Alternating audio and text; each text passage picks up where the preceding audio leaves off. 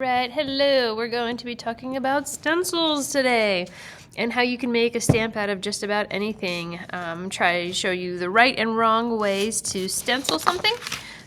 So just so you know what we're working with, I've got a nice wet sponge right here. Now, we're going to use this to stencil, to apply paint to our stencil. This is what a dry sponge looks like, and this is what it looks like when it's been soaked in some water. So I took this over to the sink and I ran the water through it and I squeezed out as much water as I can, because a big part of painting, whether it's brushes or sponges or whatever, is just controlling the moisture and controlling water. And I'm even going to take a kitchen towel, or one of our little rags. It's a kitchen towel that became a rag. And just get a little bit more moisture out of this, okay? Because I don't want a drippy wet sponge. It's going to water down my paint and make things kind of nasty, okay? So I'm going to do this the right way and the wrong way.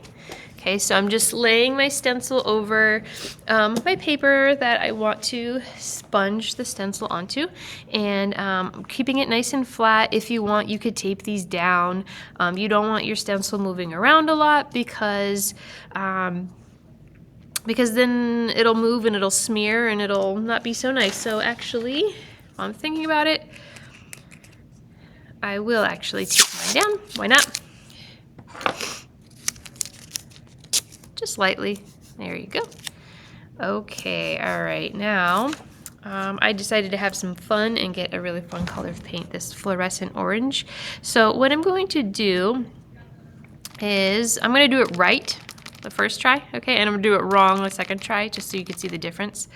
What you want to do is you just want a little bit of paint on your sponge. So I dipped my sponge into the paint. I'm actually tapping some of it off because I just want a thin layer of paint on the sponge. And you're just going to be dabbing this on and holding that stencil down. I am glad that I taped it down after all, okay?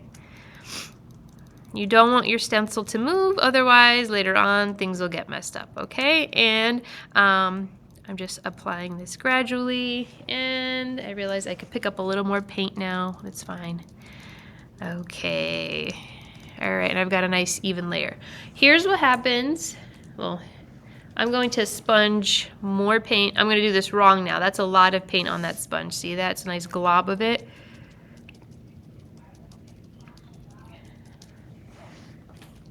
All right.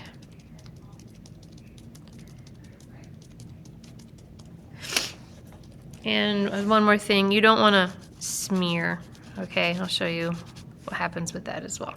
So let's go for the big reveal now. Aha, there we go. Okay, so you can see what happened. I have a nice clear stencil here. Okay, we can see all the little shapes and the pattern and everything. And this is what happens when you put too much paint. Okay, over here I had too much paint on the sponge.